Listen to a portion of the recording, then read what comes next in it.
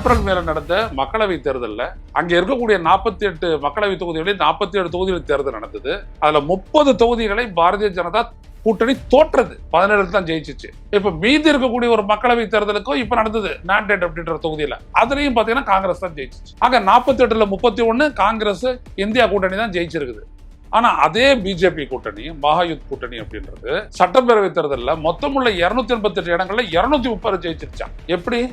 ஏராளமான லட்சக்கணக்கான வாக்காளர்கள் வாக்காளர் பட்டியலிருந்து அகற்றப்பட்டிருக்கிறார்கள். கடைசி நேரத்துல மட்டும் வாக்களிச்சவங்க, கடைசி 1 மணி நேரத்துல 5 மணிக்கு 6 மணிக்கு நடுவில் ஓட்டு போட்டவங்க மட்டும் 72 லட்சம் பேர். அப்புறம் தேர்தல் நடந்து ஒரு 15 நாளைக்கு அப்புறம் சொல்றாங்க, எல்லாம் நாங்க இவிஎம்ல பதிவான வாக்குகளையும் விவிபேட்ல அதுக்கு பதிவான வாக்குகளையும் ஒப்பிட்டோம், எல்லாம் 100% ஓகே ஆயிடுச்சு. யார் முன்னிலையில நீங்க விவிபேட்டை இருந்தீங்க?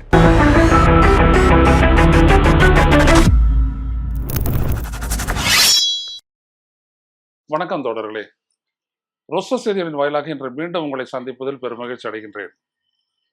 இந்த வீடியோவை தொடங்குவதற்கு முன்னால் இதை பாருங்கள், இந்த கிளிப்பை பாருங்கள்.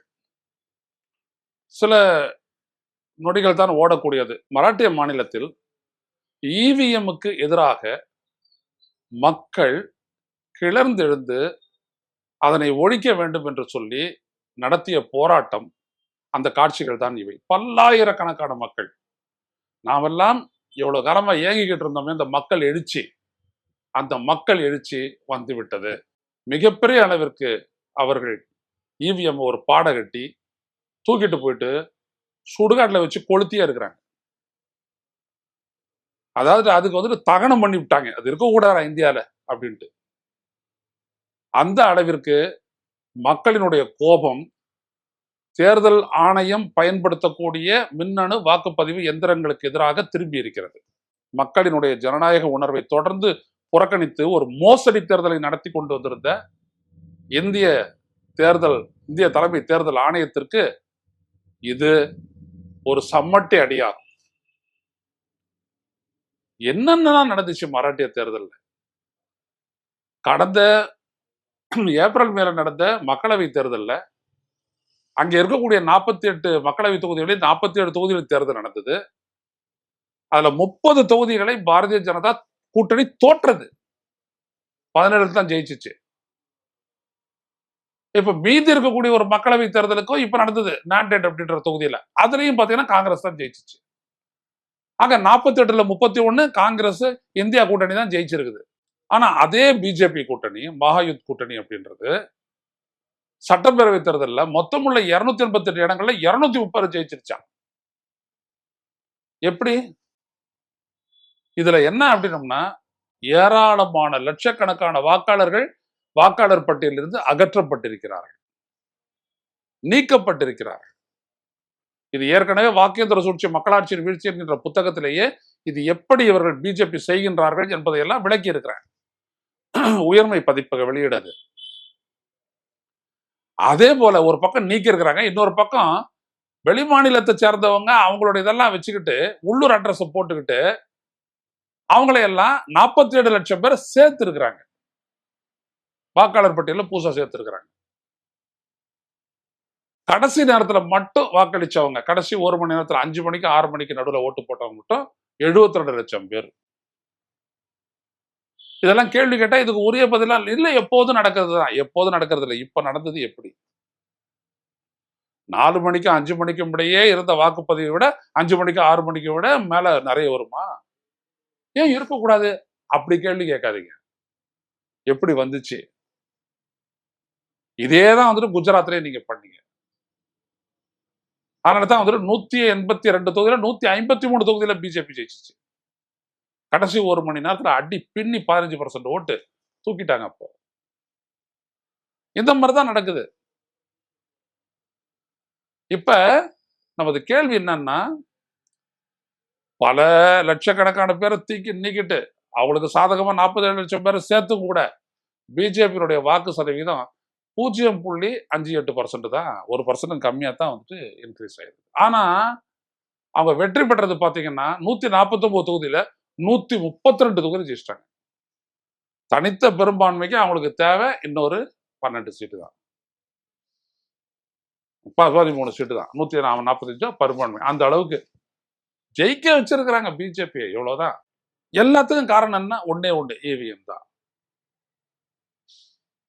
102 தொகுதியிலே போட்டியிட்ட காங்கிரஸ் கட்சிக்கு வெறும் 20 தொகுதி தான்.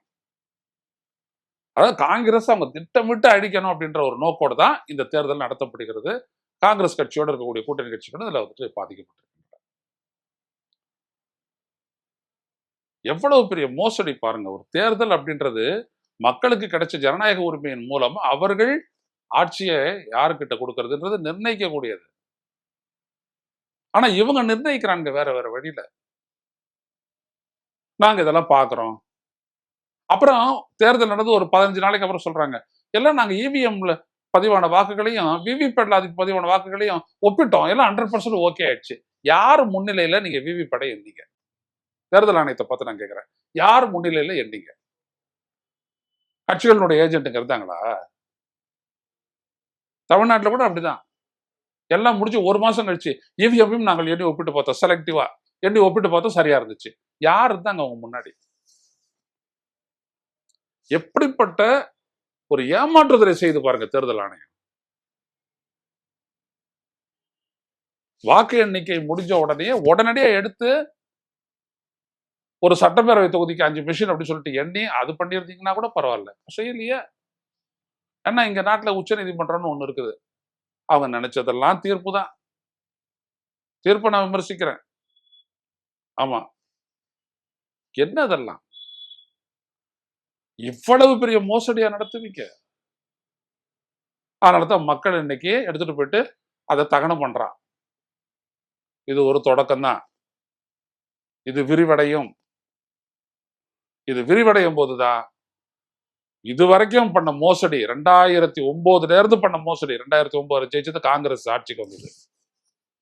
2009 நடந்த மோசடிகள் அனைத்தும் வெளியில வரும். வெளியில வரும்போது தெரியும் இந்த நாட்டு மக்கள் எந்த அளவிற்கு ஏமாற்றப்பட்டிருக்கிறார்கள் என்பது.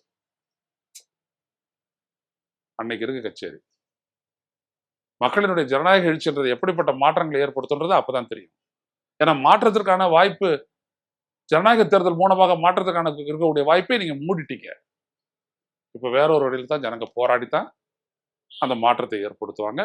ஏற்படத்தான் போகிறது. நாம் தயாராகும். மீண்டும் சந்திப்போம். நன்றி, வணக்கம். ஊடகம் கார்ப்பரேட் அரசியல்வாதிகளின் கைப்பாவையாக அடிமைகளாக இருந்தது போதும். இனி சாட்டை எடுத்து சுழற்றும் நேரம் வந்துவிட்டது. ஊடகம் பொதுமக்களாகிய உங்களுக்காக, உங்களாலேயே இயக்கப்பட வேண்டும். ஊடக சுதந்திரத்திற்காக உங்களின் பங்களிப்பை இன்றே அளித்திடுங்கள்.